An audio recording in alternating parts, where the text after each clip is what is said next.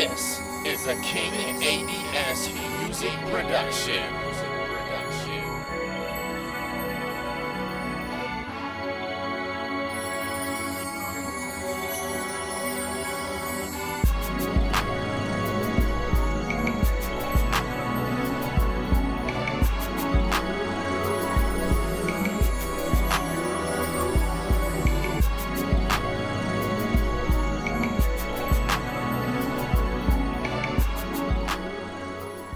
All right, what up? I'm back, and last time I was talking about focus and how manifesting and all that kind of stuff. I want to kind of touch on it again, which is going to bring me into another topic, and it's going to be tough for me to get through it, so bear with me, please. Quantum physics, like the superposition of quantum physics, is stuck in positive, negative, and the odds of it turning out whichever way is up in the air until a focus collapses the light wave or energy stream, which brings it to a focal point, which turns it into its destined outcome. Yeah, my brain just exploded right there. You know what I mean? But nevertheless, that brings me to something that I just feel is trippy. I'm not going to be like, I'm the pro at this, but something that's trippy that I've always thought about. Because when I was younger, I'll take you a little bit in the past. When I was a kid, I'm an artist. A lot of these drawings in the background, I made those. But I wanted to be an animator. And so with animation in the past, we dealt with picture cells, right? For the art, we make it move one frame at a time. Now we have technology these days that uses cells as frames the same to capture motion, right? And when you upload footage of anything you film, it'll be put in a sequence chronological order, which is interesting to me. In everyday motion is what I think about, and your ability to your privilege ability to be able to move the way you do and think about multiple things the way you do. And I'm wondering if it has something to do with focus. You're always purpose driven. Our math, whatever it is purpose driven, so it's always going to move towards a focus. I think that we're like a processor unit, something like that. That's part of this, if you believe in like the Matrix or digital universe kind of theories, that we're a component within it. And so we're something of a point of observance. And maybe that's the reason there's so many of us. Very interesting to think about. That's all this is right now. Thinking about if that's what we are, like an anchor point for another angle, so things can interact and come into material being for like multiple outcomes, right? To create more outcomes, like this exchange going on. So then in the concept of superposition, it's undetermined without a focal point.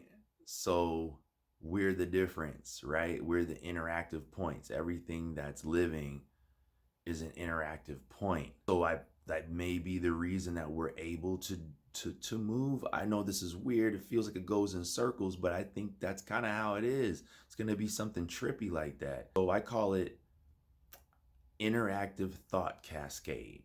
If you have a cascading style sheet that's in like web design and graphics and stuff, where you can put information into like a separate window and run the information separately from the backdrop, right? So it's not in the same memory, it's doing its own thing. The proposal would be that whatever you do keeps going without a focus, but as you focus, it just makes a layer, and then that layer is not favored, so dissipates and goes towards the created layer that becomes the determined outcome. It's heavy thinking, you know what I mean? But it seems like that might be the reason. Like it's something like that. If we could see it, it's like layers. Like if your pupils are dilated enough and you can trap the light inside of your eyes, you can see the trails of your motion. Why isn't the motion solid even though you can see traces of it? Why do you see traces at all? As if it existed in each place. It did, right? So as it travels, the light catches up slower, but it allows you to see the traces, but it always comes to the determined destination. So are we in that state? Are we seeing the cascades, the layers on top of each other? But the focal point was always going to what was coming from the signals of the brain, which is to move your arm from the side to up here, right? So there's a focus all the time, and we are some sort of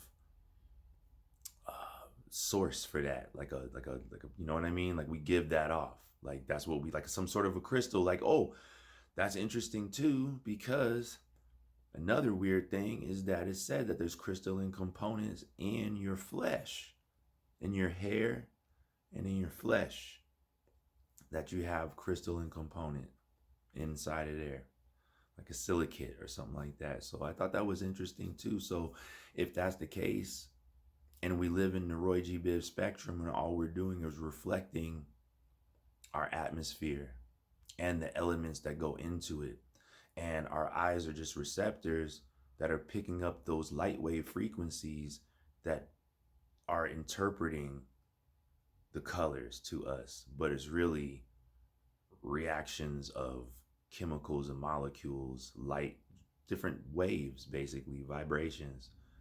So yeah. But anyway, just a weird thought. Just wanted to bring it up, share it. It's on the list. And so I was like, how am I going to explain this deep, weird thought? But just wanted to share it with you. I hope you enjoyed the video. Please like, please share, please subscribe. Please come along with me for the musical journey. Check out all the music on my channel and all over the internet and social media. Get with me. Really love to have you along. And I still want to stay being someone who's about sparking and elevating more and giving you a narrative of someone who wants to expand and do and rise up, rather than just, be like the hype all the time, you know what I mean, and stuff like that.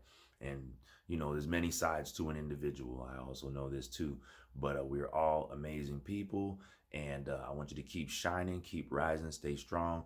And until the next video, I love you. All right, peace.